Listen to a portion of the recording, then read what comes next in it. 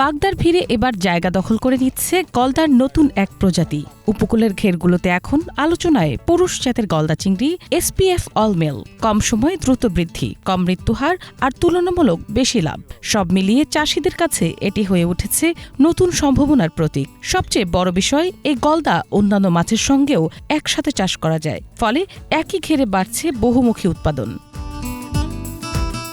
সাতক্ষীরা সহ উপকূলীয় অঞ্চলে বাগদা চিংড়ি চাষে জড়িত লক্ষাধিক মানুষ। এ খাত থেকে উৎপাদিত চিংড়ি দেশের চাহিদা পূরণ করে বিদেশেও রফতানি হয় আর অর্জিত হয় বৈদেশিক মুদ্রা। তবে উন্নত ও রোগমুক্ত পোনার অভাব দীর্ঘদিন ধরেই বড় বাধা হয়ে দেখা দিয়েছে। প্রাকৃতিক উৎস থেকে পোনা আহরণ বন্ধ থাকায় হ্যাচারি নির্ভর উৎপাদনে সীমাবদ্ধতা তৈরি হয়েছে। এই বাস্তবতায় পরীক্ষামূলক অলমেল গলদা চাষ এখন দেখাচ্ছে আশাব্যঞ্জক ফল। পুরুষ গলদার চাহিদা খুবই সুন্দর,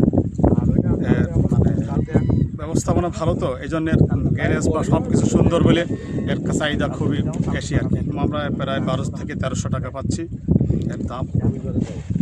মানে কয় মাস চাষ করা লাগে? 5 থেকে 6 মাসের ভিতরে আমাদের। তাতে সাইজ কেমন আছে? সাইজ আপনার 1 থেকে 150 গ্রাম।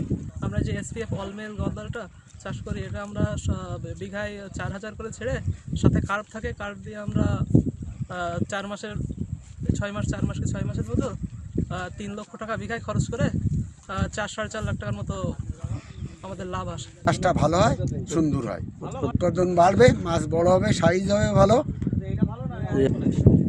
বাজারে খুব চাহিদা গলদা। স্বল্প বিনিয়োগে কম সময়ে ভালো উৎপাদন পাওয়া যাচ্ছে, অন্য মাছের সঙ্গে চাষ করার ঝুঁকিও কম। গত কয়েক বছরে আমরা দেখছি যে বাংলাদেশে SPF গলদা চিংড়ির চাষ শুরু হয়েছে, যেটা অল মেল, অধিকাংশই পুরুষ, প্রায় সবই পুরুষ, দুটো একটা মেয়ে মাছ পাওয়া যায়।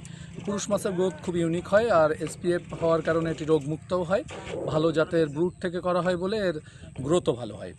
একর প্রতি 9000 পোনা অবমুক্ত করতে প্রায় 7.5 লাখ টাকা খরচ হয়। এতে 5 মাসে প্রায় 12 লাখ টাকার চিংড়ি বিক্রি সম্ভব। 2 বছরে 2 থেকে 3 বার চাষ করা যায় এই অলমেল চিংড়ি। মাত্র 6 মাসে একটি চিংড়ির পোনার ওজন 100 গ্রাম পর্যন্ত হয়ে থাকে।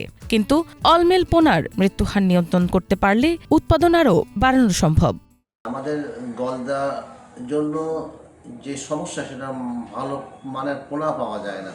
এটা পার্শ্ববর্তী দেশ থেকে আসে নিম্নমানের পোনা, কিন্তু যদি আমাদের এখানে সীমিত আকারে করছে, আমরা জেলা মৎস্য অফিসারের মাধ্যমে জানতে পেরেছি। কিন্তু আমরা যদি ভালোভাবে এটা হ্যাচারিগুলো প্রস্তুত করা যায়, তাহলে কিন্তু আমাদের অনেক মানুষের কর্মসংস্থান হয় এবং দেশের অর্থনীতির বিপ্লব আসবে বলে আমি মনে করি। গলদার 4 কোটি রেণুর চাহিদা রয়েছে। সরকারি প্রতিষ্ঠান থেকে 10 লাখের মতো সরবরাহ করা হয়, বাকিটা অন্য জায়গা থেকে যোগান দেওয়া হয়। গলদা চাষে জেলার ব্যাপক সম্ভাবনা রয়েছে এবং পুরুষ গলদা চাষে ইতিবাচক সাড়া মিলছে বলে জানান জেলা মৎস্য কর্মকর্তা। একটা নতুন ট্রেন্ড আমাদের এখানে খুলনা বাগেরহাট সাতক্ষীরাতে শুরু হয়েছে। তারা SPF মাদার বাড়ি থেকে নিয়ে এসে, অবশ্যই অনুমোদিত, সেটা নিয়ে এসে তারা সেখানে অলমেল পোনা উৎপাদনের জন্য, বিল উৎপাদনের জন্য চেষ্টা করছে এবং সেটা গত বছরের যেটা রেজাল্ট আসছে, কিছু কিছু চাষি ভালো রেজাল্ট পেয়েছে।